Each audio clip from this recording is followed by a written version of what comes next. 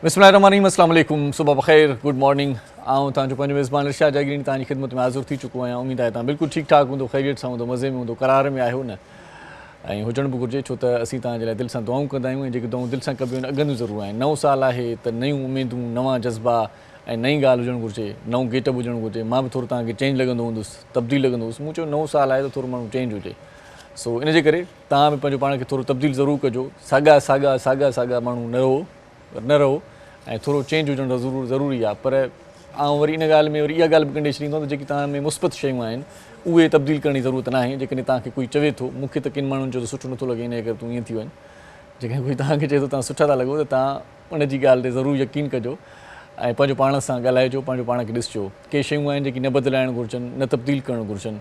हर शइ मटिजण वारी न आहे, तब्दीली ज़िंदगी जो अणथर जुज़ आहे, पर हर शइ बि न मटिजे। ऐं के शयूं जेकी सुठा गुण आहिनि तव्हां में, सुठियूं ख़सलतूं आहिनि, सुठियूं ॻाल्हियूं आहिनि, सुठा रवैया आहिनि, उहे तव्हां कॾहिं बि न बदिलाइजो, महिरबानी करे। सो नओं साल आहे ऐं पुराणो हाल आहे, इहा ॻाल्हि वरी ईअं कयूं पाण, छो त कैलेंडर बदिलियो आहे, तारीख़ मटिजी आहे, अॼु टियों ॾींहुं आहे ख़ैरनि सां नए साल जो। ऐं रोज़ु सुबुह जो सिजु ईअं उभिरे थो, राति जो वरी चंडु उभिरे थो, सिजु लहे थो, चंडु उभिरे थो। रोज़ु साॻी ॻाल्हि आहे, पर बसि ॻाल्हि इहा आहे त ॿुधण में ऐं लिखण में, चवण में नओं साल अची वियो आहे। सो उहे सूर साॻा ऐं उहे पूर साॻा, उहे ई ॻाल्हियूं साॻियूं, पर वरी बि नए साल खे इन जे करे पाण ख़ुशामदीद कंदा आहियूं, भलीकार चवंदा आहियूं त मन को हेल बहारी अचे, मन का हेल, मन खे का मुसरत अचे, मन हेल को करार अचे, हेल का ख़ुशहाली अचे, हेल खे सुखिया सताबा थियूं। अलाह कंदो, अलाह में उमेदु आहे। उमिरि त पंहिंजी ॾाढी गुज़री वई आहे, पर कुझु थियो कोन्हे अञा ताईं। इंशाअल्लाह अनक़रीब थींदो। नए साल जो तोहफ़ो तव्हां ॾिठो पए, इमरान ख़ान साहिबु 4 रुपया पेट्रोल वधाए छॾियो। नए साल जो धमाको इहो कयूं, पहिरीं ॻाल्हि इहा, छो त ॿ ॾींहं पंहिंजो प्रोग्राम न हो, त इन करे पाण इन्हनि ॻाल्हियुनि ते बि थोरो फोकस कयूं। 2 ॾींहं शायदि तव्हां बि का शइ नठी हुजे, मतिलबु को इंटरनेट जो या फेसबुक जो, के दोस्त ॾाढा मसरूफ़ हूंदा आहिनि। सो वरी बि उमेदु कयूं था त ईंदड़ ॾींहं ॾाढा ॾुखिया जेकी गुज़रनि पिया, उहे ईंदड़ ॾींहं सुठा गुज़रंदा जेकी गुज़री विया आहिनि ॾींहं। सो इन हवाले सां बि तव्हां सां कचहरी वक़्तनि व वक़्तनि कंदा रहंदा आहियूं। पर मौसम जी ख़बर जेकॾहिं तव्हांखे ॾींदा हलूं त मौसमियात काथे अॻु थी कई आहे त पारो पवण वारो आहे, सीउ पवंदो, इन जे करे, छो त बरसाति पवंदी सिंध जे मुख़्तलिफ़ ज़िलनि में, मुख़्तलिफ़ शहरनि में, किथे किथे पवे बि पई थोरी।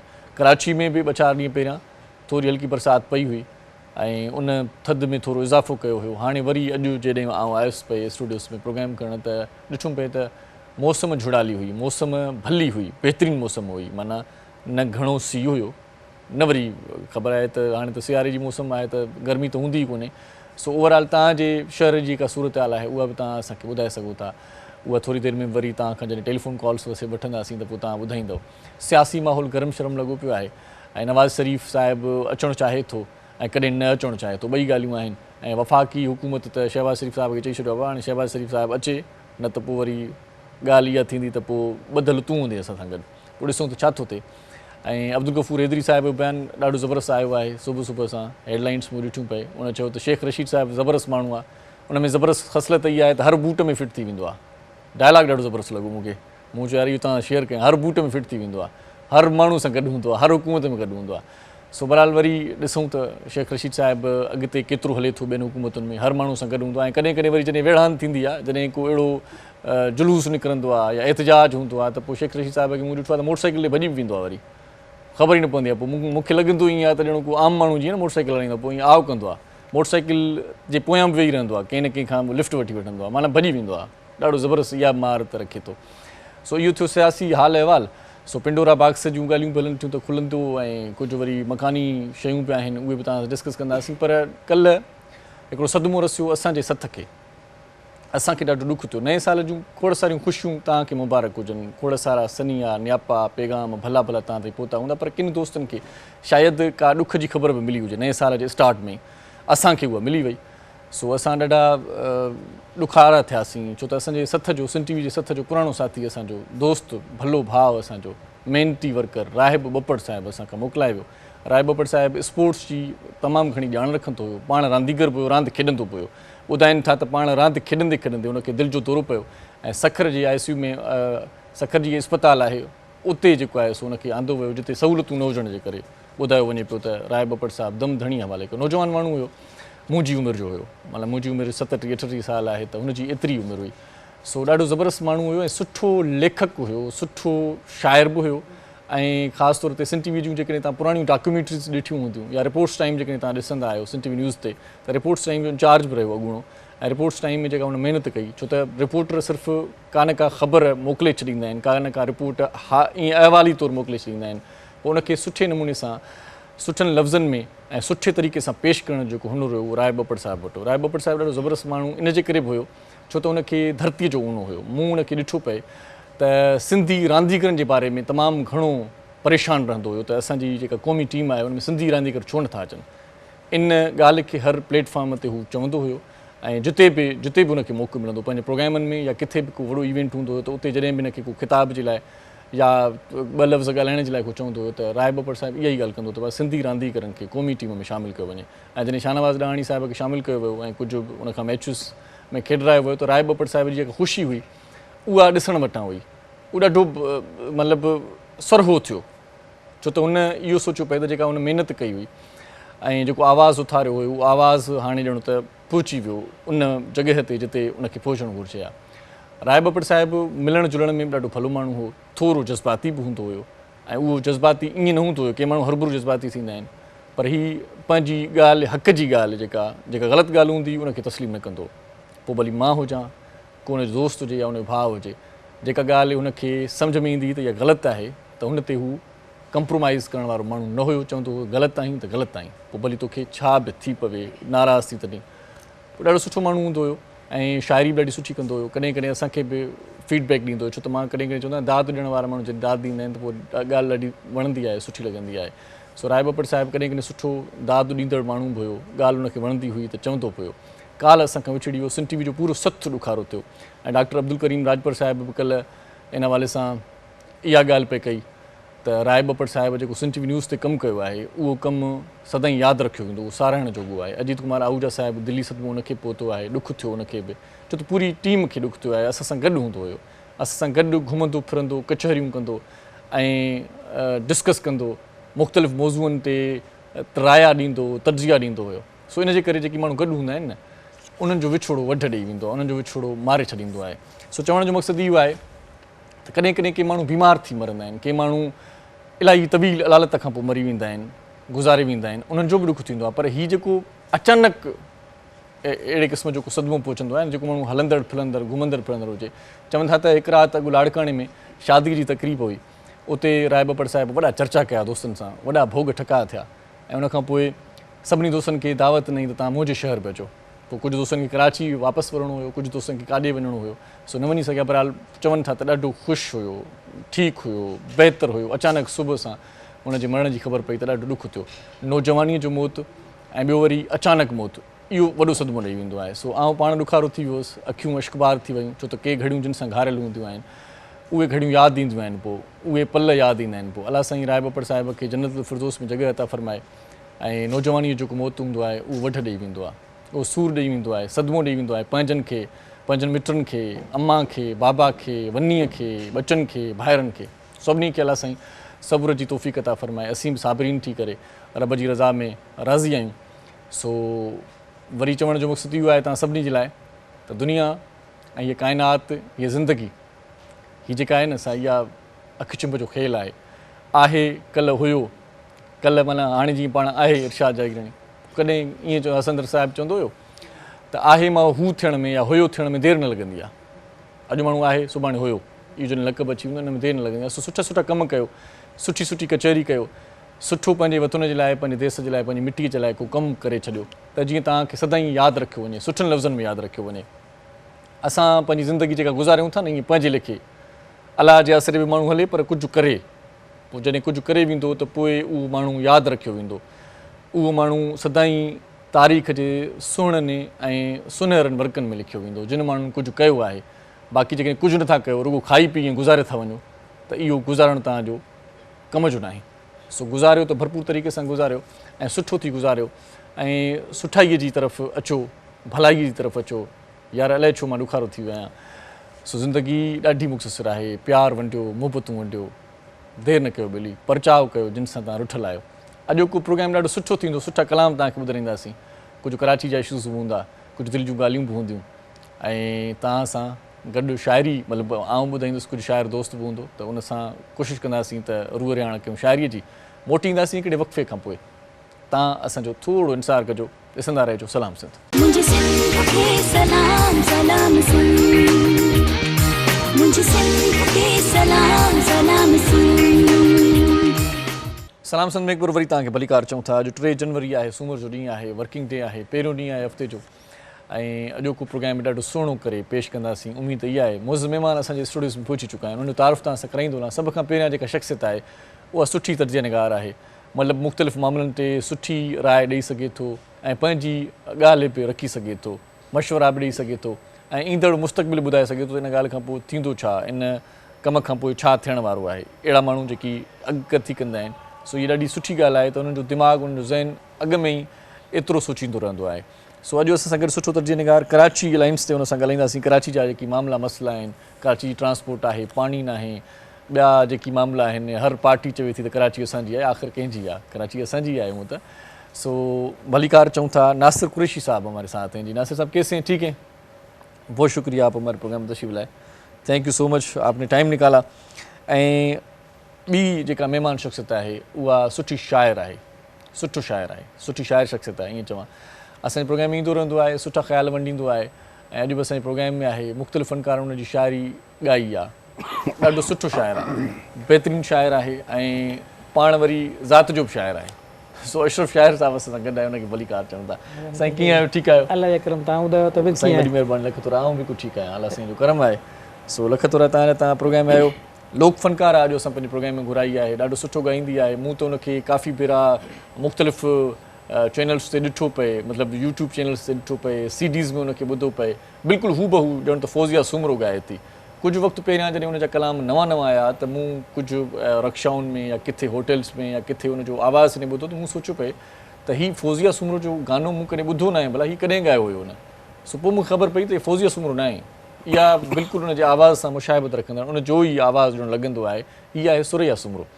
सो ॾाढी सुठी फ़नकार आहे, लोक फ़नकार आहे। अॼु ख़ुशबख़्ती आहे त असां सां गॾु आहे, अॼु हुनखे पाण ॿुधंदासीं। असां सां प्रोग्राम में मौजूदु आहे, उनखे वेलकम चऊं था। अस्सलाम वालेकुम अदी, कीअं आहियो? वॾी महिरबानी तव्हांजी, तव्हां असांजे प्रोग्राम में आहियो, लख थोरा। सो गुफ्तगू जो आगाज़ जेको कयूं था वो नासिर साहब खां कयूं था। नासिर साहब, कराची की जो कंडीशन है वो देख रहे हैं आप, माशाल्लाह से पानी भी नहीं है और ट्रांसपोर्ट का मसला भी है और भी बहुत सारे मामले हैं, तो क्या कहेंगे इस पर? कौन करेगा कराची की मतलब देखभाल? कराची के जो मसाइल हैं वो इतने छोटे से नहीं है जितने दो लफ्जों में आपने बयान किए। कराची के मसाइल सुबह का टाइम है, ज्यादा प्रेशर ना दें जी, परेशानियां ज्यादा ना बताएं, थोड़ी सी बातें बताएं। थोड़ी बात कर लेते हैं। देखें, कराची जिन हालात से गुजरा है और कराची में जो कुछ, हम कराची के रहने वाले कोई भी ज़बान बोलता हो, हमने जो कुछ देखा है वो अल्लाह ना करे कि हम अब दोबारा देखें। सही। सबसे पहले तो हम ये दुआ करें। अच्छा, वो दोबारा देखें, अल्लाह ना करे कि हम दोबारा देखें। अच्छा। दूसरी बात यह है कि कराची के जो मसाइल हैं उनका सही मानों में इदराक या उनको समझा नहीं गया। अच्छा। उनके रूट्स पे हम नहीं गए। उसका नतीजा ये निकला कि आज भी हम कॉम्प्लिकेशन का शिकार हैं, हम एक दूसरे से मशकूक हैं।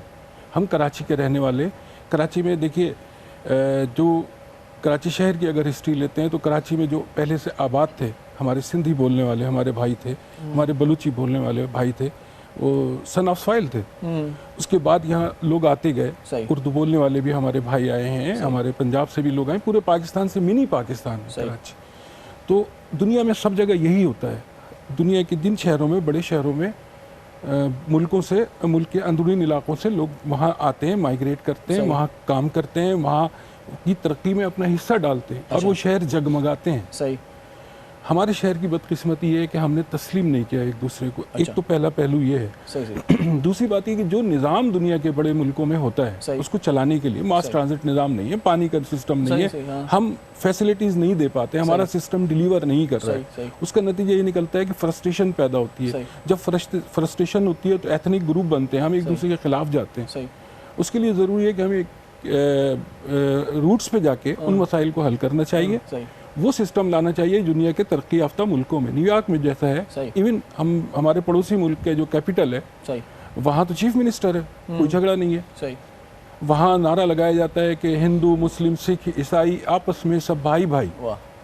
और हम लोग जो हैं एक खुदा, एक रसूल, एक कुरान, एक दीन के मानने वाले, हम एक दूसरे के खिलाफ हो जाते हैं। वहाँ मुख्तलिफ खुदाओं के मानने वाले मिलके अपने शहर को तरक्की देते हैं, और जब तरक्की देते हैं तो ये बनता है कि 200 यूनिट बिजली के माफ़ हो जाते हैं, हर शहरी के लिए फ्री हो जाते हैं। वहाँ ट्रांसपोर्ट जो है ख़वातीन के लिए फ्री हो जाती है, उसमें कोई भी ज़बान सीनियर सिटीजन्स के लिए भी फ्री हो जाती है बहुत सारी चीज़ें। सही, जी हाँ, सही। तो ये सब चीज़ें जो है हम अपने शहर में ला सकते हैं। इसके लिए सिर्फ हमें रूट्स पे जाके जो काज हैं उनको ख़त्म करना होगा, और ऐसे डिसीजन, जिन डिसीजन से हमारे शहर को नुकसान होता है, उससे गुरेज करें। हमने एक तंजीम बनाई है जो मुख्तलिफ जमातें, मुख्तलिफ छोटी छोटी पार्टियों ने मिल के बनाई है। आपने एक अलग से तंजीम बनाई? जी हाँ, हम पहले एक तंजीम के तहत काम कर रहे थे, उसका नाम था शहरी हुकूमत, और उसमें मैं प्रेसिडेंट की हैसियत से काम कर रहा था। लेकिन हम मुख्तलिफ जमातों ने मिल के उसमें हर ज़बान के बोलने वाले, हर तरह सियासी जमातों ने मिलकर बनाया या दूसरी जमातें? उसमें आप यूँ कह सकते हैं कि सियासी जमातें भी हैं, उसमें NGOs भी हैं। क्योंकि ये प्योर सियासत नहीं है। ये कराची की जब हम मसाइल की बात करते हैं, ये सियासत नहीं है, इसको लोग सियासत की तरफ ले जाते हैं। मेरा नहीं ख्याल है कि हमें उससे सियासी फ़ायदा उठाना चाहिए, बल्कि हमें उन मसाइल को हल करके शहर के निज़ाम को बेहतर बनाना चाहिए। बजाय क्या समझते हैं, अपनी मदद आप तहत वो काम करेंगे आप, या हुकूमती कोई हेल्प वगैरह की ज़रूरत होगी, या हुकूमती कोई नुमाइंदा भी उसमें है? सिस्टम तो हुकूमत ही नाफिज कर सकती है। सिस्टम जो है हुकूमत को जगाने के लिए काम कर रहे हैं आप? हुकूमत को जगाने, आंख खोलें भाई, उनको मोटिवेट करने, नया साल आया है। जी जी जी। और यूँ भी कि देखें कब तक हम इस हाल में रहेंगे, हमें अपने हाल को बदलना चाहिए, अपने मामलात को ठीक करना चाहिए, हमें एक दूसरे के साथ मिल के रहना चाहिए। और ये कराची सबका है, हम क्यों झगड़ा करते हैं कि इसका है और इसका नहीं है? सही, ये सबका है, ये बड़ा शहर है, ये बाप है। सही, ये शहर जो है, ये बाप के लिए सब भाई बराबर होते हैं, सब बच्चे बराबर होते हैं, सबको अपनी आगोश में ले लेता है। तो हम इस शहर को तरक्की दें, उसके वसाइल बढ़ेंगे, हम सबके लिए वसाइल बढ़ेंगे, हम सबकी जिंदगियां बेहतर होंगी, हम सबका हक है इस शहर का, फ्यूचर अच्छा होगा, फ्यूचर अच्छा होगा। सही बात है, सही बात है। सही शायर साहब, तव्हां कीअं आहियो? ठीकु आहियो? छो त मां तव्हांखे शायर साहिबु चयो त मतां कुझु सम्झे त अधु नालो वरितो अथई, तव्हां ज़ातिया शायर आहियो? बिल्कुलु ज़ातिया शायर। मतां कुझु यार कीअं थो ॻाल्हाए शायर साहिबु?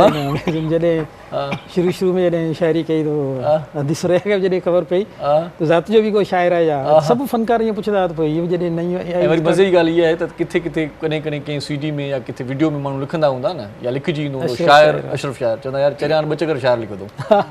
ख़बर थोरी हूंदी त हाणे ज़ाति जो बि शायर आहे। हा न, मूं जहिड़ो माण्हू ॾिसंदो चवंदा यार ॾिसो प्रूफ ग़लती आहे, कोई ॾिसे बि कोन थो, ॿ चकर शायर, शायर और अशरफ शायर, शायरी करे थो उन हवाले सां शायर आहे, पर ईअं न आहे त उनजी जेको ज़ात बि शायर आहे। सही सही सही, इहा माण्हू खे घटि ख़बर आहे, शायर बि ज़ात जा शायर न। पोइ असांजी मरहूम फौजिया समरो वाज़े कयो हिकिड़े गीत में त जेको अशरफ शायर जो गीत तव्हांखे ॿुधायां त पहिरियों जेको ज़ात जो बि शायर आहे। अच्छा जी, पोइ वाज़े कयो, उन खां पोइ काफ़ी क्लियर थी वई ॻाल्हि आहे। अच्छा, तव्हां त शायर आहियो, ठीकु आहे, मञोसीं, पर तव्हांजे घर जा ॿिया भाती भाइर या मिट कंहिंखे चवंदा हूंदा साईं केरु आहियो, शायर आहियो, त उहो चवंदो मां शायर आहियां, चवंदा शेर ॿुधायो, पोइ छा थींदो? न उहो मुख़्तलिफ़ मुंहिंजा जेके कम्यूनिटी आहे माण्हू कलाक सम्झाइणो साईं मां ज़ाति जो शायर आहियां, इहे इश्यूज़ त थियनि था, मां शायर आहियां, साईं शायरी ॿुधायो, शायरी ॿुधायो। सही सही सही। पोइ हिते केतिरा शाइर आहिनि इन पासे? छो त शाइर आउं ॾिसां थो त हिन पासे असां वारे पासे ॾे घटि आहिनि ज़ाति जा शाइर। ज़ाति जा शाइर सिजावल पासे ॾे, सिजावल में असांजी थोरी कम्यूनिटी आहे। अच्छा, बसि सिजावल में ई असां रहूं था। सही, एक्चुअली बाक़ी हूअं ॿुधो आहे त एंसेस्टर्स असांजा वॾा जेके आहिनि उहे मुल्तान जा हुया। अच्छा, मे बि मुल्तान में शाइर ज़ात रहे थी, लाड़काणे में ॿुधोसीं शाइर ज़ात जेका आहे सर रहे थी। सही सही, बाक़ी शायरी करण वारा उहे घटि आहिनि, उहे शायरी त उहे मुंहिंजो ई शौक़ु थी वियो। अच्छा, बसि ईअं तव्हां माना हाणे डबल शायर आहियो? डबल शायर, ईअं न, कॾहिं कॾहिं PhD थींदी आहे न बाबा, double PhD, double MA, double. सही, बिल्कुलु। वाह वाह वाह वाह, ॾाढो सुठो। तव्हां जेको आहे हाणे भला नए कंहिं माना प्रोजेक्ट ते कमु कयो पिया, के गीत के गाना नवां अचनि पिया, छो त आउं ॾिसां थो तव्हां फेसबुक ते ॾाढा सरगर्म आहियो, कंहिं न कंहिं फनकार असां हूंदा ई हूंदा आहियो। बिल्कुलु बिल्कुलु, ज़ाहिर ॻाल्हि आहे, फील्ड छॾणी मुंहिंजी हूअं बेसिकली ऐं सरकारी गवर्नमेंट जॉब कंदो आहियां, तहलका एजुकेशन ऑफिसर आहियां। सही, ऐं बाक़ी जेका फील्ड ज़ाहिर शुरू कई आहे त जेकॾहिं सुठा सिंगर मौजूदु आहिनि त पोइ असांजो माना कमु करण में मज़ो अचे पियो। सही सही, तव्हां त हाणे ॾिसो पिया त जेका फील्ड अची वई आहे हिकिड़ी मिनिमाइज़ थी वई आहे, हाणे सोशल मीडिया ते अची वई आहे, टिकटॉक में 9 सेकंड 10 सेकंड में माण्हू पंहिंजो मक़सदु थीम जेको ज़ाहिर करे था छॾनि।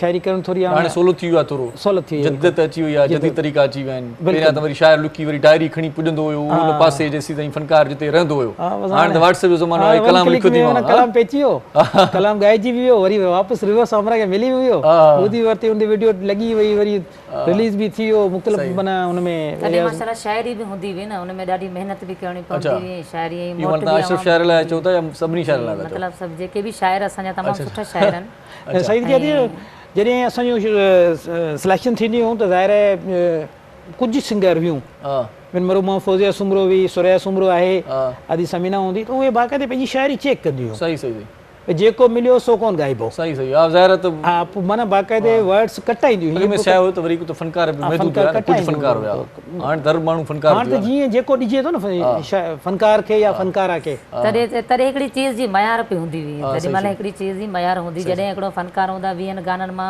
15 गाननि मां 4 खां 5 गाना सिलेक्ट थींदा हुआ अदी कॾहिं खां तव्हां हिन फील्ड में आहियो केतिरो सुठो जी मूंखे तक़रीबन 20 साल थी विया आहिनि अच्छा अदी फौजिया तॾहिं हुई जी हाँ हयात हुई जी उन खां बाक़ाइदा तव्हां इंस्पायर थियो शागिर्द आहियो छा आहे मामलो छा आहे शागिर्द आहियूं उन खां मुतासिर थियल आहियूं अच्छा सफ़ा उबो अहिड़ो ई आवाज़ इहो त माना कुदरत जो अजीब करिश्मा अञा ताईं इरशाद भाई अदी सुरैया जा गीत माण्हू रखंदा आहिनि पोइ इहे डिबेट शुरू थी वेंदी ओपन डिबेट शुरू थी वेंदी आहे फौजिया जा 2-3 गाना ॻाया अथई न त पोइ इन करे ख़बर न पवंदी आहे माण्हू चवंदा आहिनि त मुख़्तलिफ़ सॉन्ग जेके बिल्कुलु सेम माना मुंहिंजा बि 2 गाना अहिड़ा ॻाया अथई हिकिड़ो जीअरे मूड़े कोन आहे फौजिया बि ॻायो आहे त सुरैया बि ॻायो आहे नंढपण वारा साथी अहिड़ा फौजिया बि ॻायो आहे त सुरैया बि ॻायो आहे हाणे जॾहिं 2 गाना वॼंदा आहिनि त आऊं इवन आऊं जेको सिर्फ़ु म्यूज़िक खे ॾिसी पोइ डिफरेंशिएट कंदो आहियां मौसीक़ी में हीअ सुरैया आहे हीअ फौजिया फनकार त ॾिसो सुरीला बि आहिनि सुठा बि जाम आहिनि पर हर कंहिंजी पंहिंजी हिकिड़ी पसंदि हूंदी आहे न मुंहिंजी नंढड़ी उमिरि खां वठी मां मरूमा फौजिया खे घणो ॿुधंदी हुअसि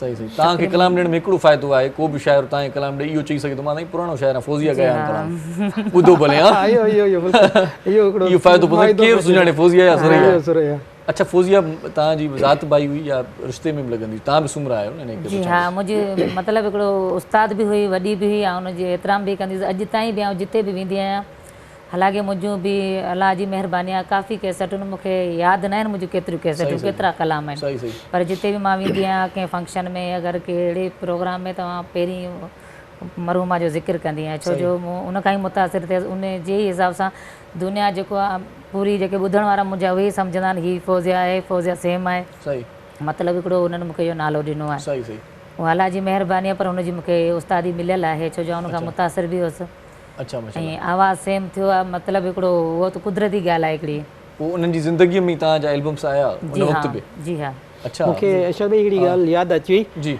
त स्टार्टिंग में जॾहिं ऑडिशन तॾहिं ऑडिशन्स हूंदा हुआ अञा माना सुरैया अञा सिंगर कोन थी पर स्टार्ट करे थी पई उन वक़्तु वरी कंहिंजो एल्बम अचण वॾी ॻाल्हि कंपनी कंदा ई न हुआ पहिरियां उन ॾींहुं बाय द वे स्टूडियो ते सिजावल में फौजिया सुमरो मौजूदु हुई असां वटि ऐं सुरैया सुमरो आई हुई ऑडिशन ॾियण त आऊं पहिरीं हुते वेठो सिलेक्शन पे ॿुधायमि यकीन कंदो वरी हेॾा ऑडिशन मूं ॿुधी त हैरान थी वियुसि ऐं हेॾां वञो वरी होॾां वञी उन सिलेक्शन ॿुधियो वरी वञो सुरैया आवाज़ ॿुधा हू मूंखां पुछनि पिया छा छाजे करे परेशानी मूं चयो बाबा सेम फौजिया होॾां वेठी अथव हीअ फौजिया हिते वेठी आहे ऐं नया कलाम वेठो हुनखे ॿुधायां ऐं हेॾां जेका वेठी असां 100% माना मूंखे ज़रिए जो डिफरेंशिएट तव्हां फौजिया सां गॾु हूंदा हा उन ॾींहुं ईअं कॾहिं थियो कॾहिं कंहिं कंपनी खां फौजिया नाराज़ थी वञे ऐं कंपनी वारो चए भले न अचो असां सुरैया खां कराए छॾींदासीं 3 कलाम बकाया कीअं कॾहिं थियो ईअं माना दाबे तौरु चई छॾियो तूं भले न अचो ईअं थियो हुजे बाक़ी 3 कलाम सुरैया ॻाईंदी फौजिया जे मतिलबु ज़ाहिर करे हिकिड़ी माना ऑक्यूपेशन जेलिसी थी सके थी प्रोफेशनल जेलिसी इंसान खे हूंदी आहे पर यकीन करियो फौजिया कॾहिं फील कोन करायो हीअ साम्हूं वेठी आऊं अलाह गवाह मथां रब ॾिसे कॾहिं बि सुरैया कॾहिं बि कोन चयो न न हुनखे त ख़ुशि थियणु खपंदो सफ़ा उबो मूं जहिड़ो आवाज़ कराची में जॾहिं मरूमा जी सफ़ा हालत ख़राबु हुई जॾहिं बिल्कुलु सफ़ा सीरियस हुई न पोइ हिते छो जो हुनखे त दावतूं माशाल्लाह जाम मिलंदियूं हुयूं ऐं आवाम हुनजे लाइ इलाही प्यारु कंदी हुई पोइ जॾहिं बिल्कुलु ॻाइण जहिड़ी न हुई पोइ सीरियस हुई पोइ उते जॾहिं हुन माण्हू दावत खणी विया उते उन इहो ई चयो मरूम त बाबा बसि हाणे आऊं त हली बि नथी सघां पर अॻिते थी सघियां ख़बर न आहे केतिरी मुंहिंजी ज़िंदगी हुजे पर मूंखां पोइ फौजिया आहे अच्छा सुरैया आहे उनखे तव्हां दावत वञी ॾिजो ऐं उनखे तव्हां वठी वञो तव्हांखे मुंहिंजी सुकून लाहींदी सही तस्लीम कंदी हुई फौजिया बिल्कुलु तव्हां अदी फौजिया खे ॾिसंदा हुयो उनखे माना प्रोटोकॉल उनजी मोहबत परस्तार पोइ तव्हां उन वक़्तु सोचींदा हुयो त मूंखे बि एतिरो मक़ाम मिले अहिड़ो छो त हुन वक़्तु तव्हां नवां हुयो न, हाँ ज़ाहिरी हुन ॻाल्हि वक़्तु आहे तव्हांजी दिली ख़्वाहिश हूंदी त मूंखे एतिरो मक़ाम मिले, छो त हुनजी ॾाढी अलाह फैन जी फॉलोइंग हुई। महिरबानी एतिरो मूंखे ज़हन में कोन्हो एतिरो सोचियो कोन्हो जेतिरो अलाह पाक मूंखे इज़त ॾिनी सही ऐं मुंहिंजे ॿुधण वारनि मूंखे इज़त ॾिनी, उहा अलाह जी महिरबानी आहे सही सही ऐं ॿुधण वारनि जी माशाल्लाह महिरबानी आहे। तव्हांजी वॾी महिरबानी। वरी तव्हां जीअं तव्हां अॼु असांजे प्रोग्राम में आहियो, थोरी देरि में तव्हांखां कलाम ॿुधंदासीं, पर हिकिड़ो नंढो ब्रेक वठंदुसि हिन खां पहिरियां। नाज़रीन तव्हां सां गॾु रहिजो, ॾिसंदा रहिजो पंहिंजो प्रोग्राम सलाम सिंध। मुझे सिंध के सलाम सलाम सुन, मुझे सिंध के सलाम सलाम सुन। सलाम सिंध में हिकु भेरो वरी तव्हांखे भलीकार चऊं था। असां सां गॾु मौज़ूद महिमान नासिर कुरैशी साहिब, जो कराची जे मसइलनि ते ॻाल्हाईंदो हुअसि। असां कुझु कचहरी करे चुका आहियूं हुन सां। बाक़ी अशरफ शाइर साहिब सां शाइरी जे मौज़ूअ ते, ऐं अदी सुरैया असां गॾु आहे। त पोइ अदी सुरैया खां दिलि चवे थी त हिन लम्हे हिकिड़ो सुठो कलाम ॿुधूं, पोइ कचहरी कंटिन्यू कयूं था। छा ख़्यालु आहे शाइर साहिबु? ईअं न गीत ॿुधो पहिरीं अदी छा ॿुधाईंदो पहिरियां? जी मुंहिंजो केसर जो गीत आहे, तमामु सुठो गीत आहे, मशहूरु गीत आहे, अशरफ शाइर जी शाइरी आहे, वाह वाह, तव्हांखे ॿुधाईंदासीं। माना शाइर बि कढु। जी वाह वाह, हिते ई त न लिखियो न हाणे? न न हिते न लिखियो आहे। अच्छा, अॻ में लिखियल आहे, सही आहे।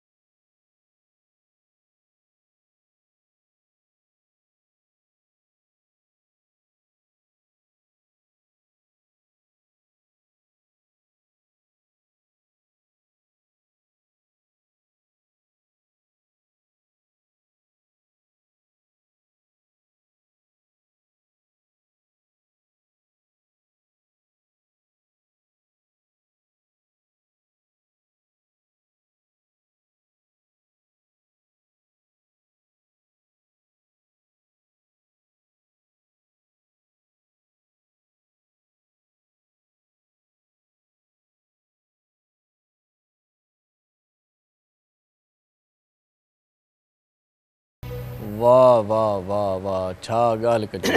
अशरफ शायर साहब वरी रोई पियो आहे हिन गाने ते पाण। एॾो वॾो गुनाह थी वियो आहे छा चकर? मूंखे वाइफ बि चवंदी आहे तोखे लुड़क अॼुकल्ह जाम अचंदा थोरी थोरी ॻाल्हि ते, त पोइ यकीन करियो मूंखे जॾहिं बि आऊं ही गानो ॿुधंदो आहियां हक़ीक़त में लुड़क आहे न। न इहो वाइफ चवंदी आहे लुड़क जाम अचंदा, इहो न चवंदी आहे छो था अचनि हिन गाने ते? हा उहो छो था अचनि, कंहिंखे थो यादि करी? हा उहो सुबुह मां जॾहिं नाश्तो बि कयोसीं त उहो मूंखे चयईं लुड़क जेके आहिनि तोखे ज़्यादातर अचनि था, त महिरबानी करे चैनल ते लुड़क न लारींदो आहिनि। सही सही। मूं चयो मूं त कॾहिं कोन लाड़ी आहिनि, त अॼु बि आऊं गानो इहो ॿुधंदो आहियां त पोइ मूंखे लुड़क ईंदा आहिनि, ऑटोमेटिक अची हक़ीक़त में लुड़क आहे न। हा लुड़क ज़ाहिर न अचनि, हिकिड़ो इहो रस्ते मां कारो चश्मो उथी वञो आहे, असांखे ख़बर ई न पई आहे, असां सम्झो तव्हां किलो था। न चश्मो ऐं मुंहिंजो शबे एतिरो को नज़र इशू न आहे। हा मां त ईअं चयो लुड़क लिकाइण लाइ, लुड़क लिकाइण जो हिकिड़ो इहो बि माना थी सघे थो बंदोबस्तु। हिन चश्मे में नज़र अची विया न। हा ॿियो बरसाति में माण्हू रोअंदा आहिनि त ख़बर न पवंदी आहे त बरसाति आहे रोअनि था। सो कुरैशी साहब बात कर रहे थे कि मुख्तलिफ जमायतों को मिला के आपने एक तंजीम बनाई है, तो काम स्टार्ट हो चुका है उसका या अभी प्लानिंग्स हैं? तकरीबन उसका अनाउंसमेंट हो चुका है और 11 जून को कराची प्रेस क्लब में सही इसकी पहली प्रेस कॉन्फ्रेंस हम लोग कर रहे हैं। मुतालबा हमारा यही है सही कि कराची में मेगा सिटी गवर्नमेंट सिस्टम जिस तरह दुनिया के तरक्की याफ्ता मुल्कों में होता है वो लाया जाए। और उसके तहत तमाम लोगों को, हमारे कराची के रहने वाले जितने भी लोग कराची में आबाद हैं, उनको जायज़ हक, जायज़ हिस्सा मिले, शिकायत दूर हो और वो शहर की तरक्की में हिस्सा लें। सही। देखिए बज़ाहिर हमें लगता है कि दुनिया में कौमें एक ही हैं, हम चाइनीज़ को कहते हैं चाइनीज़ एक कौम है, ऐसा नहीं है। चाइनीज़ की अंदर बेशुमार ज़बानें हैं। अच्छा। मैं चाइनीज़ से मिलता हूँ और मैं देखता हूँ कि जब वो चाइनीज़ में बात कर रहे होते हैं और उसके बाद दूसरे चाइनीज़ जब बात करते हैं तो वो समझ नहीं पाते हैं। अच्छा। और जब मैंने उनसे पूछा कि ऐसा क्यों है, तो उन्होंने कहा कि हमारी इलाकाई ज़बानें अलग अलग हैं, चाइनीज़ हमारी नेशनल लैंग्वेज है। अच्छा अच्छा। तो उनमें कोई यानी वो चीज़ें जो हमारे यहाँ महसूस होती हैं, हम पाकिस्तानियों में हम एथनिक बुनियाद पे, ज़बान की बुनियाद पे एक दूसरे के खिलाफ होते हैं, या कभी सपोर्ट कर लेते हैं, दोनों बातें सही नहीं, वट एवर जो भी है, लेकिन वो दोनों चीज़ें नुकसानदेह हैं। हमें एक कौम बन के सोचना चाहिए। दुनिया में लोगों के पास, कौमों के पास मुल्क नहीं है, सही, हमारे पास मुल्क भी है, सही, और हमें कौम भी है, सही, और हमें आगे जो दुनिया में चैलेंजेस आने हैं उसका हमें मुकाबला अगर करना है तो क्या समझते हैं कि मुल्क है, चलाने वाले ठीक नहीं है?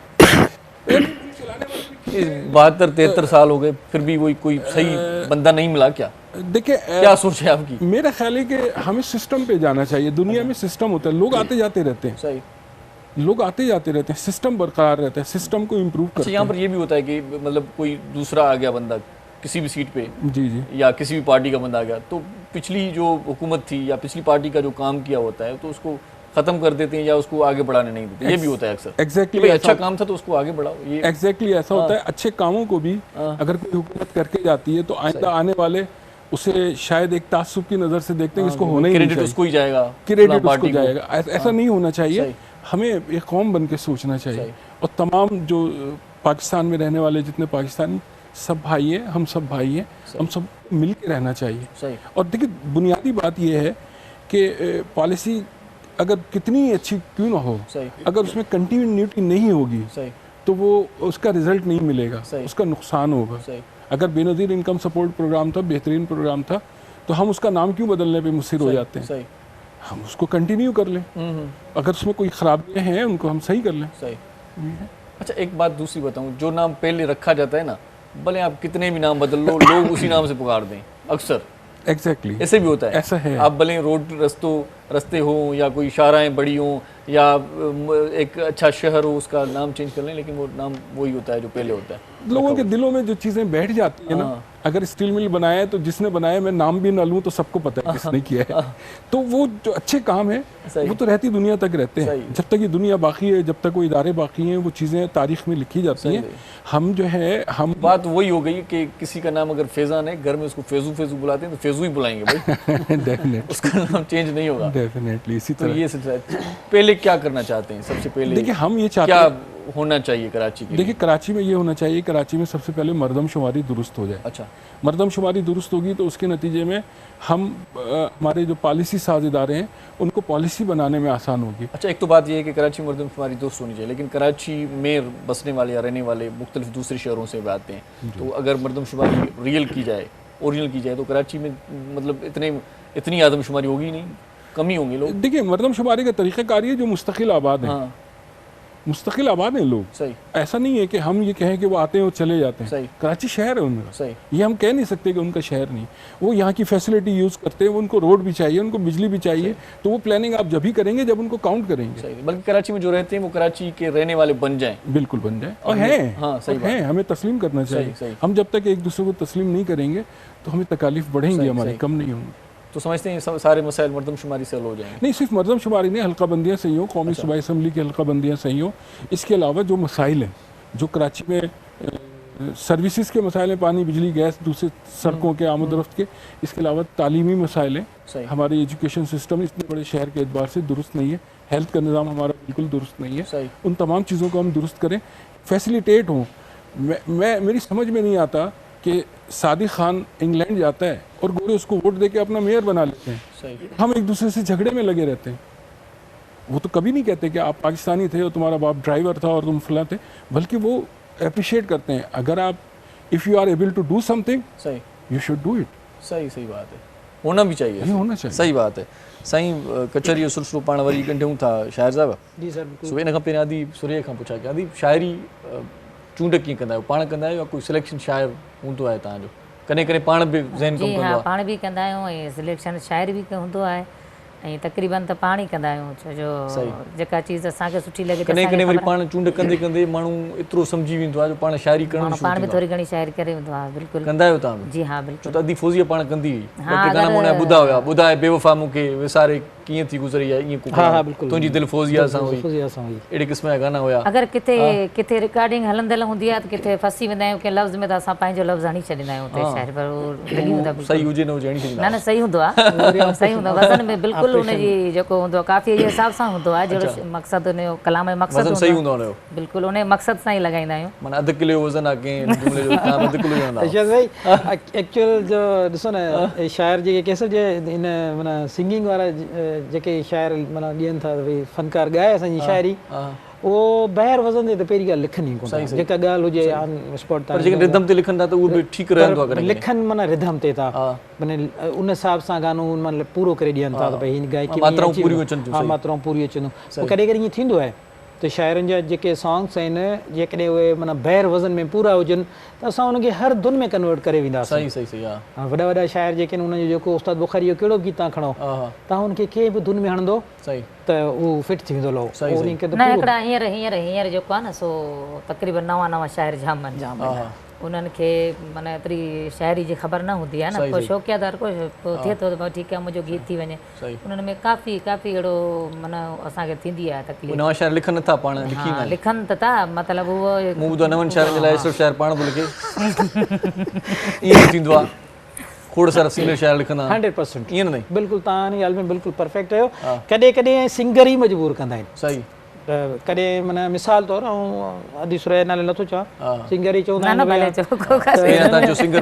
मूंखे कॾहिं मुंहिंजी मेमोरी में इहा शइ नथी अचे त 15-20 साल जी सिलेक्शन्स में इलाही काफ़ी वॉल्यूम कया असां सुरैया जा, मुंहिंजी सिलेक्शन में थिया, पर मूंखे कॾहिं कोन चयो त मुंहिंजो हिन कंहिं सॉन्ग में तव्हां नालो हणो। चलो वधी हाणे चई छॾिजोसि, ॿियनि चयो पोइ शायदि भई हक़ीक़त ॿुधायो। अशरफ शाइर जा घणा कलाम ॻाया अथव हिन वक़्त ताईं? काफ़ी ॻाया आहिनि, मतिलबु ॻणप में मूंखे त नथा यादि अचनि। मूं हींअर काउंट कया पे ऐं सॉन्ग्स जेतिरा मूंखे मिलिया त तक़रीबन 41 सॉन्ग्स आऊं उन काउंट करे चुको हुउसि, त मुंहिंजा 41 सॉन्ग्स करे चुकी हुई।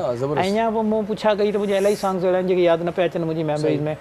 त पोइ जेके सुपर हिट सॉन्ग आहिनि उन्हनि वरी हिकिड़ो अहिड़ो सॉन्ग हुओ जेको बाक़ाइदे एतिरो काफ़ी कैसेटूं आहिनि जेको असां महफ़िल में किथे वञूं था त गीत असांजे अॻियां ईंदो आहे, मां चवंदी आहियां हीउ कंहिंजो कलाम आहे? तव्हांजो ई आहे, इहो दी तव्हांजो ई आहे न, तव्हांजो हुन कैसेट में बाबा हाणे उहो अलाए कॾहिं असांखे भलादी कैसेट कंपनियूं जो बंदि थी वियूं त हिन सां फनकार खे नुक़सानु पहुतो बिल्कुलु या फ़ाइदो पियो आहे? हाणे इंटरनेट जो फ़ाइदो कहिड़ो पियो, नुक़सानु थियो न फनकारनि खे। नुक़सानु इहो पियो, पहिरीं ॻाल्हि त छो जो कंपनी जॾहिं कैसेट कंदी त उहो असांखे पैसा मिलंदा हुआ, सिधी ॻाल्हि आहे। ऐं उन खां पोइ जेको अवाम आहे जा छा हिकिड़े शो थींदा हुआ, शोनि में वॾी ख़ुशी हूंदी हुई तॾहिं, तेॾी महिल जॾहिं शो थींदा हुआ कैसेटुनि जा, उन हिसाब सां पूरी अवाम जमा थींदी हुई, गॾु थींदी हुई, त हाणे उहा शइ उहा ख़ुशबू उहा नाहे रही न। त पोइ माना इहे हाणे उहा फ़र्क़ु त अची वियो आहे न, उहो जेको उहो अॻियो मज़ो हुयो उहो न रहियो आहे, उहो मज़ो न आहे रहियो। महफ़िलूं त मिलनि थियूं फ़नकारां हा न, उहो आवाम त उहो प्यार करे थी, ॿुधण वारा उहो चाहिनि था, उहो महफ़िलूं थियनि थियूं, मतिलबु जेको कैसेटुनि जो दौरु आहे छा उहो त न आहे रहियो। सही। ऐं असांजा अहिड़ा काफ़ी फ़नकार आहिनि, असां लाड़ जा फ़नकार आहियूं, सिधो जेके असांजो सकाफ़त वारा चवंदा लाड़ जा फ़नकार। फनकार असांजा मतिलबु लाड़ जी फनकार बिज़ी जाम रहे थी।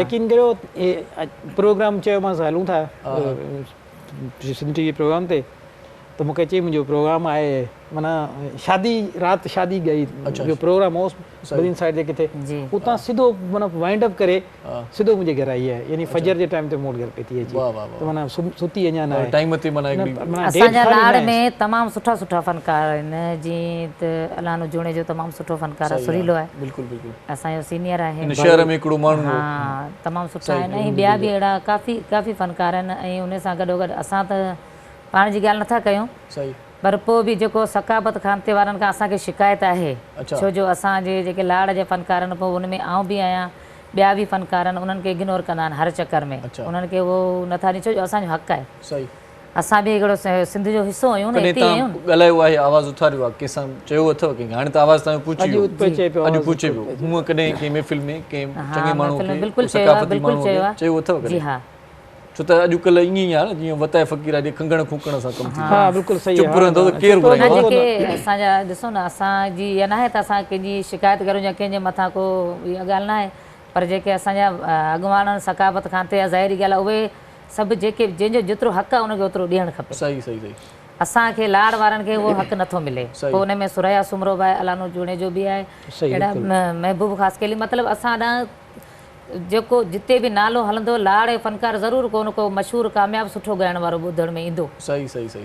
ऐं हूंदो सही। ईअं निकिली एजेंसी आहे, मतिलबु फ़नकार शाइर या स्पोर्ट्स वारा माण्हू तव्हांजी ॻाल्हि से अप्रोच नथा कनि। सही सही। त हाणे हिकिड़ी तव्हां स्पोर्ट्स जी यादि आयो, तव्हां त स्पोर्ट्स वारनि जी तमामु घणी हिमत अफ़ज़ाई कयो था, तव्हांखे मुंहिंजे ख़्याल में हाणे शोभो ई उहो मिलियल आहे। हा मूंखे डियो मां भुलियो आहियां। न न सही आहे, डियो स्पोर्ट्स बि आहियां। अच्छा जी बिल्कुलु। त पोइ कीअं आहे रांदियुनि जो सिलसिलो, कीअं आहे हिन पासे तव्हां वारे शहर जे? रांदियुनि जो सिलसिलो हाणे उत्साह पैदा थियो ॿारनि में, त भई शाहनवाज़ ॾाइणी अची वियो हुन में, पोइ हिकिड़ो ॿारड़ी जो ॿारु अची वियो, सही, इट मीन्स मेरिट जो क़दुरु आहे। सही सही। असांजा ॿार माना हाणे हिकिड़ो स्ट्रक्चर सुठो हुजे, सही सही, त सुठो स्ट्रक्चर हुजे त हितां ग्रास रूट खां ॿार जेको सो क्रिकेट जो जेको माना तव्हांजे हिन पासे जिते आयो तव्हां कॉलेज में, उते सहूलियतूं आहिनि मुकमल? न सहूलियत बिल्कुलु न आहे, ग्राउंड हुजणु घुरिजे, क्रिकेट जो साज़ो सामान हुजे न। अच्छा, ग्राउंड हुजनि त पोइ बि इन चीज़नि ते माण्हू वञे न, हिकिड़ो ग्राउंड अवेलेबल न आहे किथे बि न आहे, हिन सिजावल में आहे, हिन ठटे में हिकिड़ो स्टेडियम आहे, पर उहो बि माना ख़स्ता हाल थी वियो आहे, बहितरीन ॿियनि तइलकनि में बि कोन्हे को, त असीं चवंदा असांजी लोअर डिस्ट्रिक्ट आहिनि, बदीन आहे, ठटो आहे, सिजावल आहे, टनू मोहन खान आहे, हिन में सुठा स्टेडियम ठाहिनि, त पोइ इहे रांदियूं। तव्हां बग़ैर स्टेडियम जे इंचार्ज आहियो? हा बसि ईअं बग़ैर हर ॻाल्हि जे बग़ैर इंचार्ज आहियूं, हुजे को अपॉर्चुनिटी हुजे त पोइ असीं करे वञूं। हाणे सभु इहो टोटल शोभा ईअं थियनि, सिंगिंग में ईअं असीं चऊं था त अकेडमी हुजे, भला डिविज़नल अकेडमी हुजे, जिते सिंगिंग जो मतिलबु को प्लेटफॉर्म न आहे, कंहिं बि शोबे जो माण्हू ॾाढा रजिस्ट्रेशन हुजे, माण्हू जेको प्रॉपर को सिस्टम हुजे, त भई सिंगर आहे हिकिड़ो, जीअं आदि के बिल्कुलु घोड़ा घोड़ा करे पई, हक़ आहे हुनजो करणु, त हेॾी सारी सिंगर आहे जीअं 500-600 वॉल्यूम रिकॉर्ड थियल हुजनि। लतीफ़ साईं जो मेलो आहे न, उन में असांजो हक़ आहे न, कलंदर शहबाज़ जो मेलो। हाणे इहो ॿुधायो त लतीफ़ साईं जे मेले ते तव्हांखे जो घुरायूं, सकाफ़त खाते वारा बि इहो ई पुछा कंदो जेको मां थो पुछा कयां, लतीफ़ साईं खे तव्हां ॻायो आहे? जी हा ॻायो आहे। पहिरियों त सवाल इहो कंदा आहिनि त लतीफ़ साईं किथे तव्हांखे जो घुरायूं, तव्हां लतीफ़ साईं खे ॻायो आहे कि न? बिल्कुलु ॻायो आहे, ऐं ॻाईंदा बि आहियूं महफ़िल में, तक़रीबन हर जॻह ते असांखे फरमाइश हूंदियूं। लतीफ़ साईं हाणे ज़ाहिरी ॻाल्हि आहे, यादि त हूंदो न, न ई फनकार जिनखे घुराईंदा आहिनि उहे वरी पंहिंजूं कंपोज़िशन्स बि ॾींदा आहिनि, कुझु नओं कलाम बि पेश करण जी कोशिशि कंदा आहिनि, कुझु माना इन सिलसिले में शुरूआति रेडियो पाकिस्तान खां थी हुई, ऐं उते मुंहिंजो इंटीग्रेट मूंखे मिलियल हुयो, जेॾी महिल फ़खर बलोच साहिबु उन्हनि मुंहिंजी ताजपोशी कई हुई मीरपुर ख़ासि में। अच्छा अच्छा। जी हा, रेडियो पाकिस्तान जे तरफ़ां। रेडियो पाकिस्तान हैदराबाद तरफ़ां? जी जी। अच्छा माशाल्लाह। ऐं उन खां पोइ जॾहिं असांखे मतिलबु असां रेडियो पाकिस्तान खां वठी अचूं पिया न, जॾहिं मरूम फ़ौज़िया सुमरो हुयो, उन खां पोइ उते उन जॻह ते मूंखे उन्हनि उहा ॾिनी, उते रखियो, त पोइ जेके सकाफ़त खां रेडियो ते तव्हांजा गीत रिकॉर्ड थिया माना? जी हा थिया, अलॻि सां माना केसेट खां अलॻि सां अलॻि सां।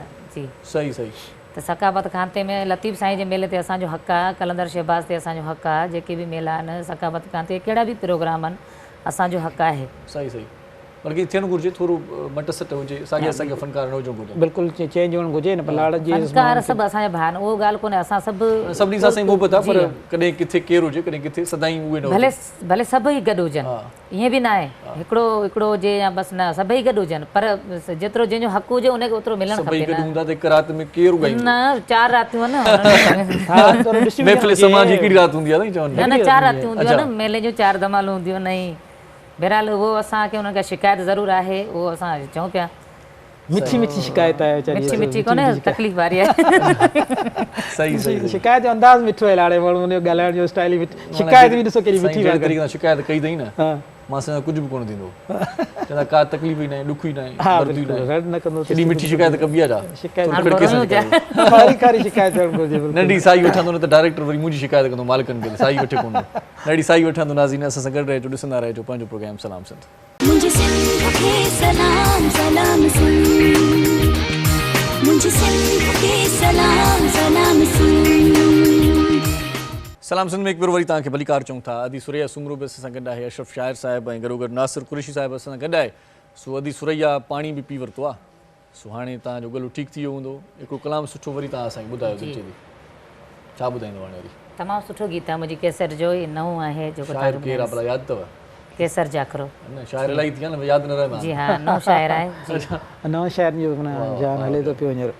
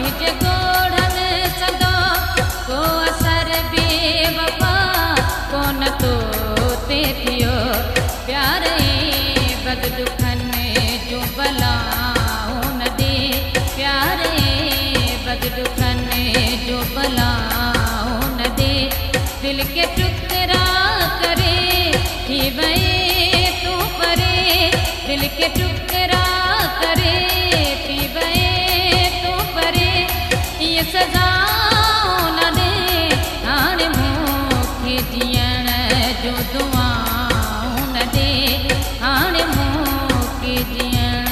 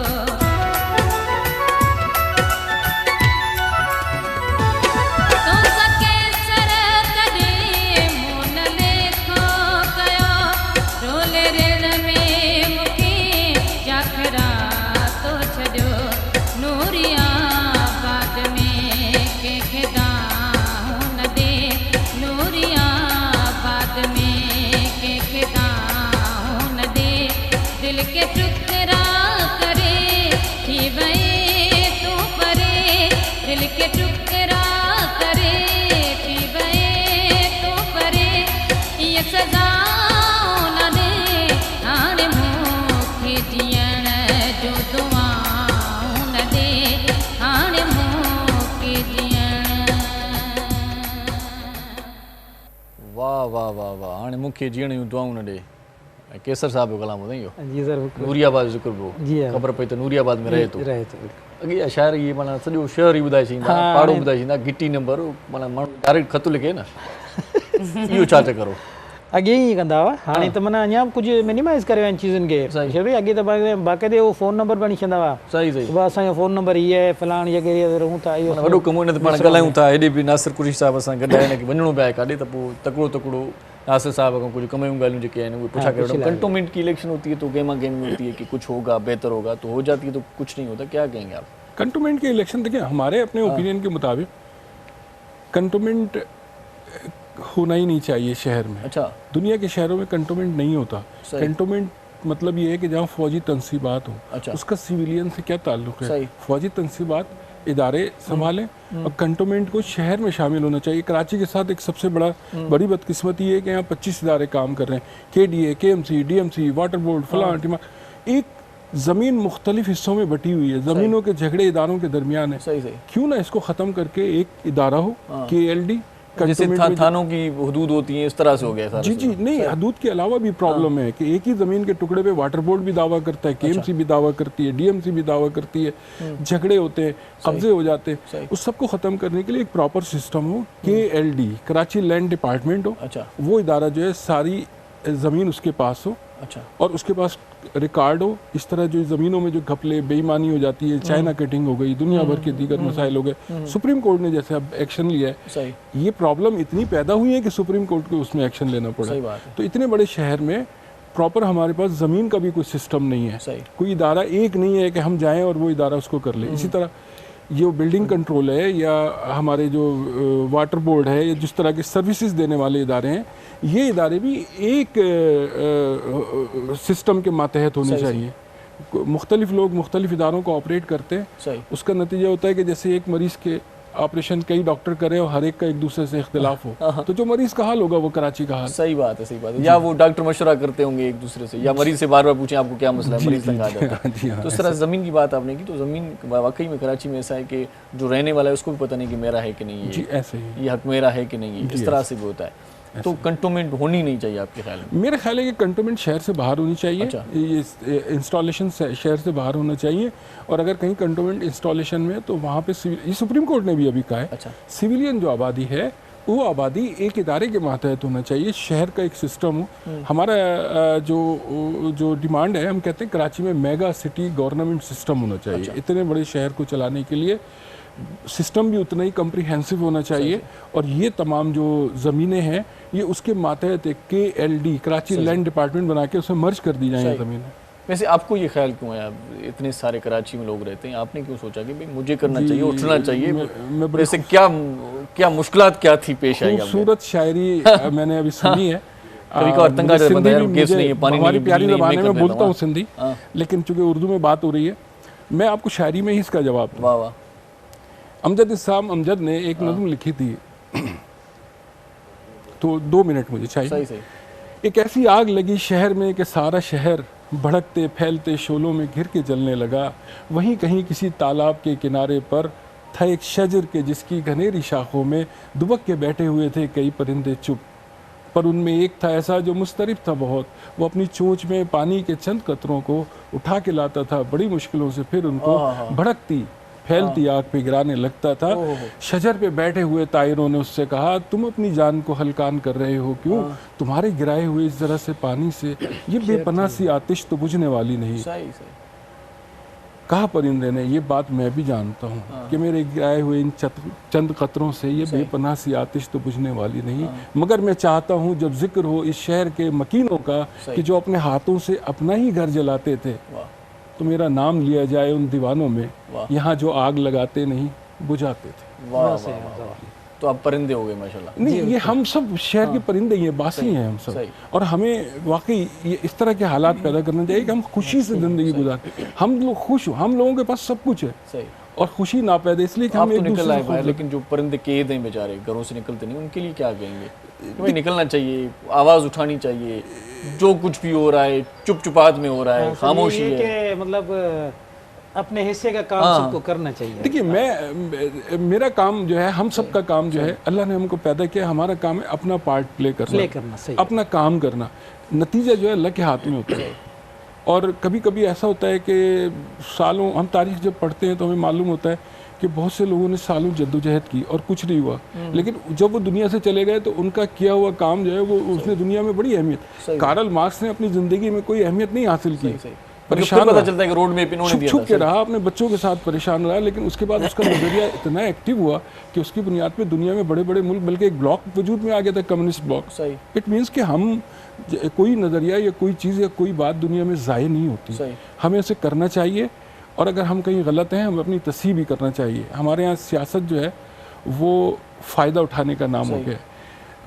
ऐसा नहीं हो सकता है कि हम एक दूसरे को फ़ायदा दे दें तो अल्टीमेटली फ़ायदा हमको भी पहुंच जाएगा, शहर के रहने वालों को। कराची के नाम पे तो सियासत की गई है जी, कोई सियासत की जी हाँ, कराची के नाम पे सियासत ज़्यादा है और फिर वो कुछ नहीं हुआ। जी जी, कराची वैसा का वैसा रहा। उसके बाद शहर छोड़ के चले गए कुछ लोग, जो कुछ नहीं थे वो बहुत कुछ हो गए। सही, बहरहाल ये बहुत बड़ा किस्सा है। अच्छा, कुछ अच्छी बातें भी कर लेते हैं। ग्रीन लाइन का आगाज़ हो गया, तो क्या समझते हैं कराची में? लाहौर में जाता हूँ या दूसरे शहर में इस्लामाबाद जब हम जाते हैं और वहाँ जो हम निज़ाम देखते हैं और हमें एहसास होता है कि हमारा शहर सबसे ज़्यादा टैक्सेस देता है। सही। और हमारे शहर के टैक्सेस से जो कुछ बन रहा है वो इस्लामाबाद, ठीक है, पाकिस्तान के शहर है, वहाँ भी होना चाहिए, लेकिन यहाँ क्यों नहीं होना चाहिए? ये तो सबसे बड़ा शहर है, यहाँ ज़रूरत सबसे ज़्यादा है, तो ये बहुत पहले होना चाहिए था। और ग्रीन लाइन भी अभी प्रॉपर एक्टिव नहीं हुआ है। सही। तो ऐसा नहीं हो सकता कि इसको जंगी बुनियादों पर शहर के ट्रांसपोर्ट के मसाइल हल करें। सही।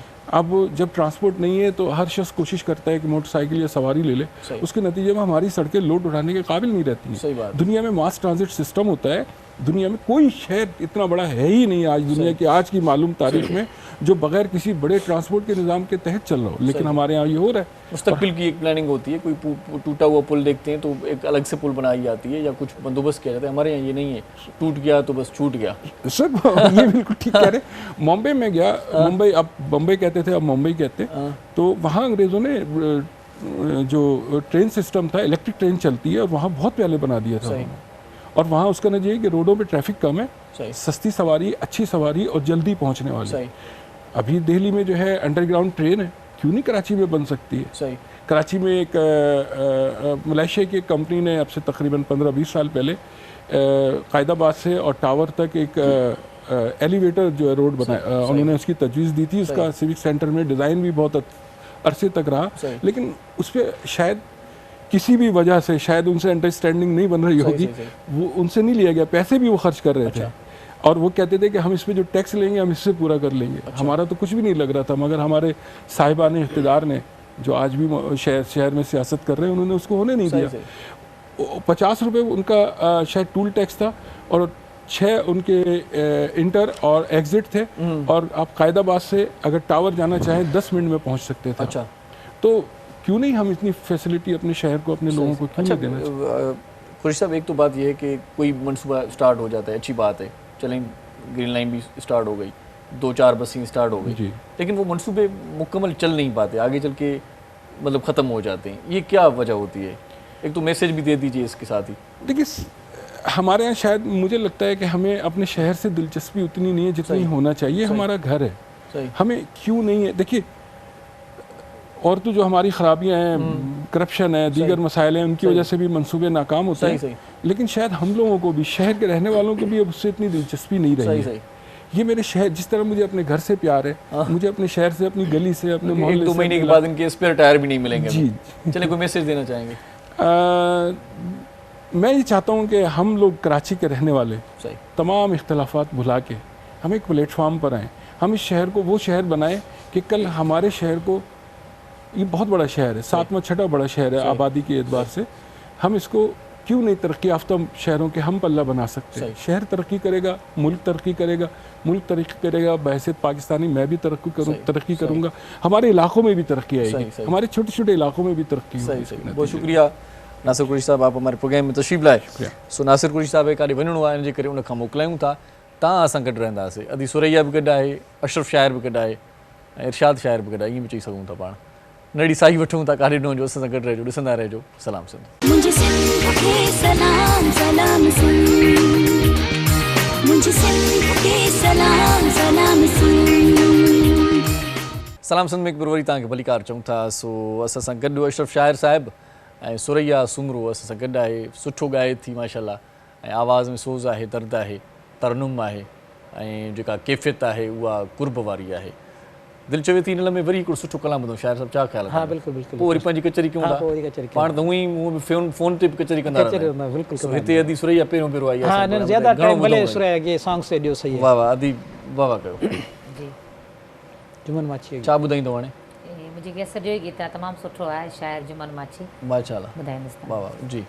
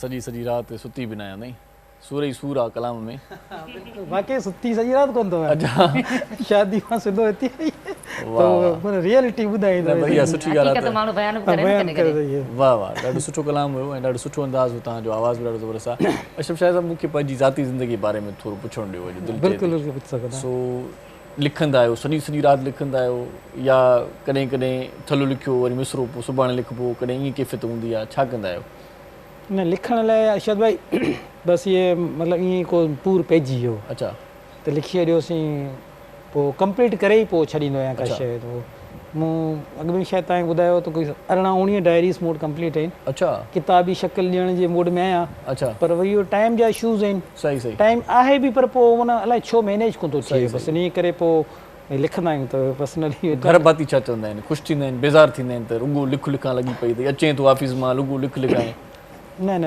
मुंहिंजी जेका वाइफ आहे न हू माना इंतिहाई कोऑपरेटिव आहे मूंसां हिन माहौल वाइफ हिकिड़ी आहे तव्हांखे शाइर ॿ टे कंदा आहिनि शादी इहा बिल्कुलु तव्हां ख्याल में करे पियो न न न अहिड़ी काई ॻाल्हि न आहे तव्हां त करे सघो तव्हां फनकार फ्री जा तव्हां ॻाल्हि कई आहे न त पोइ माना ईअं रूमर्स हलनि था हीअं रिसेंटली मूं माना सिजावल में मुंहिंजी रहाइश आहे अच्छा उते मूं नओं घर बि ठारायो माशाल्लाह उते सेटल वालेदार आहे ॿिया भाइर भेनरूं सभु उते रहनि था सही पोइ उतां 2-2.5 महीना थिया न ऐं कुझु मतिलबु ॿारनि जी पढ़ाई जे करे मोकिली आयो आहियां अच्छा अच्छा त पोइ वरी पुठियां जेको माहौल ठहियो त इहो ॿी शादी वारो माहौल ठहियो अच्छा अच्छा त को ॿी शादी करे छॾी अथई हा हा इन करे शिफ्ट थी वियो आहे हक़ीक़त छा आहे हिन में रियलिटी का बि न आहे अलाए घर में मुंहिंजो पंहिंजी माना इहो इन जे करे था चओ त घर मोटणो आहे तव्हांखे न कुझु बि न असुल इहा हक़ीक़त आहे या घर मोटणो आहे इन करे चओ न न इहो टोटल ख़बर आहे हर माण्हू खे हाणे उहे जिन माण्हुनि खे ग़लति फहमी आहे न त हिकिड़ो प्लेटफॉर्म तव्हां क्वेश्चन कयो आहे मुहैया थियो त आउं उन शइ जी तरदीद करे छॾियां त अहिड़ो कोई इशू न आहे अलाए असीं पंहिंजी हिकिड़ी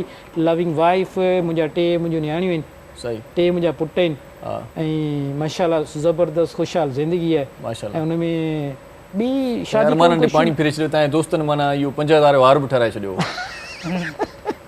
ईअं त ॻाल्हियूं जाम थियूं ख़बर पई आहे मूंखे तव्हां ते पेती त ॿुधाए सॼी दुनिया ते इहे ॻाल्हियूं हूंदियूं त अहिड़ी काई ॻाल्हि कोन्हे अलाह जा करोड़ करम आहिनि ऐं इरादो बि न आहे लाइफ में सही सही शाइरी कंदा आहियो गीत को लिखंदा आहियो त शाइर खे तेसीं ताईं मथे में फेरी हूंदी आहे जेसीं ताईं कंहिंखे ॿुधाए न जी इहो सुठो आहे या न हा इहो पहिरियों कंहिंखे ॿुधाईंदा घरवारी खे ॿुधाईंदा इहो त वाक़ई मूंसां त घणो अथव माना तेसीं चैन ई न ईंदो आहे कंहिंखे ॿुधाए न त माना माना सम्झो त पंहिंजा मुंहिंजा बेचैन रहंदो आहे 5-8 सिंगर मुंहिंजा हुते लोकल आहिनि अच्छा जेके जिन खे उनमें हिकिड़ो सजन सराई आहे ज़हीर मास्टर ज़हीर खोड़ आहे ऐं ॿिया 2-4 हुते ॿिया बि आहिनि असांजे शाइर जुमन माछी 2-टे ॿिया शाइर आहिनि उन्हनि खे आउं कलेक्ट कंदो आहियां ऐं गाॾी खणंदो आहियां ॿाहिरि निकिरंदो आहियां वाह हलो किथे वॉकिंग ते हलूं अच्छा त उहो बि माना वॾी प्लानिंग आहे पंहिंजो कलाम ॿुधाइण लाइ गाॾी कयो कढो वॉक ते हलो हा बिल्कुलु मानी मानी चांहि में पीआरियो आहे 100% तव्हां माना बिल्कुलु मुंहिंजी दिलि ॻाल्हि करियो त ईअं कंदा आहियूं जुमन माछी त चवंदो हूंदो त रोज़ कलाम लिखे को ईअं बिल्कुलु चए थो हीअं अॼु बि चई वरी त असांखे गाॾी में चवंदे हलियोसि त बिल्कुलु ॿाहिरि निकिरंदो आहे असांखे माना उहो वेदर सुठी हूंदी आहे त बसि ॿाहिरि वेंदा आहियूं गर्मी हूंदी आहे त ॿाहिरि वेंदा आहियूं दोस्तनि खे घुराईंदा आहियूं त पोइ चवंदा आहिनि यार नई उहो पोइ ॿुधाईंदा आहिनि मूंखे नई शाइरी का नओं को सॉन्ग ॿुधायो का नई धुन ॿुधायो असां वरी पोइ धुनूं पंहिंजियूं केॾी महिल पाण बि तश्कील ॾेई छॾींदा आहियूं त पोइ कुझु सिंगर हूंदा आहिनि उहे सही गाइड कंदा आहिनि त भई अशरफ हिते जेको सो ई लय जो मात्रे जो इशू अथई त उन्हनि खे सिधो कर त पोइ वरी कंहिं फनकार खे ज़ाहिर हाणे सुरया जहिड़ी मशहूरु फनकार जे करे ॻाए असां जहिड़ो सीनियर शाइर हुन वटि सॉन्ग खणी वञे को हुन में कमी पेशी हुजे त पोइ हिकिड़ो माण्हू मज़ो न थींदो सही सही सही पोइ त कलाम जी तारीफ़ थींदी आहे चांहि में पीअंदा आहिनि त तारीफ़ ई कंदा ज़ाहिरी तारीफ़ त कंदा न भले आउं कहिड़ो बि ॿुधायां पर ईअं कोन हूंदा आहे ऐं 30-40 न मिड़ई तारीफ़ कोन थींदी आहे तव्हां पर्सनली ॿुधायो त अदी सुरिया वेठी आहे मूं तव्हांखे जेको बि सॉन्ग ॿुधायो हूंदो अव्हां कॾहिं रिजेक्ट कोन कयो हूंदो न तव्हां हिकिड़ो चओ न तारीफ़ करे छॾंदा आहिनि मिड़ी तारीफ़ न मिड़ी तारीफ़ कोन कंदा आहिनि तव्हांजा कलाम ॾाढा सुठा आहिनि मां पाण ॿुधायां ॾाढा माशाल्लाह सुठी शाइरी सुठो लिखंदा आहियो हाणे यदि तव्हांजो नओं एल्बम कंहिंजी सिलेक्शन में अचे थो भला शाइर अशरफ शाइर आहे को ॿियो शाइर हाणे अशरफ शाइर सिलेक्शन करे रहियो आहे हाणे इंशाल्लाह सुठो एल्बम छो जो कोशिशि हाणे त एल्बम वरी केसरी जो ज़मानो आहे त हाणे वरी फनकार आउं ॾिसां हा असल में ख़बर छा आहे 40 कलाम हिकु उन में ॻाइनि था पिया एल्बम हा ईअं न करणु खपे छो जो अॻु में जेके असां कैसेटूं कंदा हुआसीं तमामु सुठा शाइर हूंदा हुआ असांजा कैसेटुनि जा जेके मरूम फ़ौज़िया सुमरो ॻाईंदी मयारी शाइरी सुठी शाइरी हयात आहिनि उहे हयाती आहिनि कुझु आहिनि लिखनि नथा या उनखे ॻायूं नथा न ॻायूं था मतिलबु हिकिड़ो उहा जेको आहे न हींअर शाइरी जी तव्हां ॻाल्हि कई त 40 कलाम त उन में को बि मयारी ख़बर नथी पए हाँ 40 कलामनि मां ख़बर की पवे पूरा करणो आहे पोइ बस पूरा लिखंदा करणो पिया, आहे। सही ऐं हिकिड़ी ॿी ॻाल्हि आहे, हिकिड़ी ॿी इहा ॻाल्हि आहे त हिकिड़ो फ़नकार आहे कैसेट करे थो त कैसेट हुनजी कम से कम 3 महीना 4 महीने जो गैप हुजणु खपे। अच्छा हा न, असल में इन करे जे हाणे आवाम खे ॿुधण वारनि खे ख़बर कीअं पए त हाणे सुरैया जूं हिकिड़े महीने में 4 कैस्टूं अची वियूं, कहिड़ी वठनि, सही सही कहिड़ी सिलेक्शन जी, अशरफ शाइरी सिलेक्शन सुठी आहे, सही जुमन माची सिलेक्शन सुठी आहे, हाणे त इंटरनेट ते आहे ज़मानो केसर वठण जो मतिलबु हाणे कंहिंजी सिलेक्शन जी ख़बर कीअं पवे, सही कोन पवंदी न। इन इहो तक़रीबन इलाही इहो माहौल थी वियो आहे, छो जो हिकिड़े थोरी महीने में विची हुजे हिकिड़े माना एल्बम खां पोइ बिल्कुलु हुजणु खपे, ऐं शाइरी जो मयार हुजणु खपे, ऐं शाइरी ऐं हिकिड़ी ॿी ॻाल्हि आहे जो कंहिं बि असांजे फ़नकार जो कंहिंजो बि हिकिड़ो कलाम मशहूरु थी थो वञे, हिट थींदो, उहा उनजी महिनत आहे, असीं चऊं था उनखे मिलणु खपे, पर हाणे हुनजी महिनत हिकिड़ो कलाम हुनजो मशहूरु थी वियो, असां सभु हुनखे खणी ॻाईंदासीं, हुनखे त को बि फ़ाइदो कोन थियो। असली फ़नकार जो नालो ई गुम थी वेंदो आहे, त आयो किथां? हा, हिकिड़ी इहा बि मूंखे शिकायत आहे, असां मतिलबु पाण बि असां बि हुन में आहियूं, ऐं जेके बि असांजा फ़नकारनि जा छा उन्हनि खे बि इहो ई चवंदुसि त जंहिं बि हिकिड़ो को फ़नकार आहे हिट थिए थो या हिकिड़ो हुनजो गीत हले थो, हिकिड़ो हींअर त उहा आहे कोन, छो जो गीत या मशहूरु थियण जे शाइरी जी ख़बर पए नथी, सही, बल्कि हर फ़नकार पंहिंजी महिनत पाण करे त पंहिंजी महिनत पाण करे। असल में हिकिड़ो गीत कंहिंजो मशहूरु थो थियो, सभु असां उनखे ॻाए पोइ असां छॾियूं पिया यूट्यूब ते फेसबुक ते छॾियूं पिया, बाबा हेॾां होॾां, इहो न करणु खपे। सही सही, हर को पंहिंजी महिनत पाण करे, पंहिंजा कलाम सुठा करे ॻाए, सुठा सुठा शाइर वेठा आहिनि,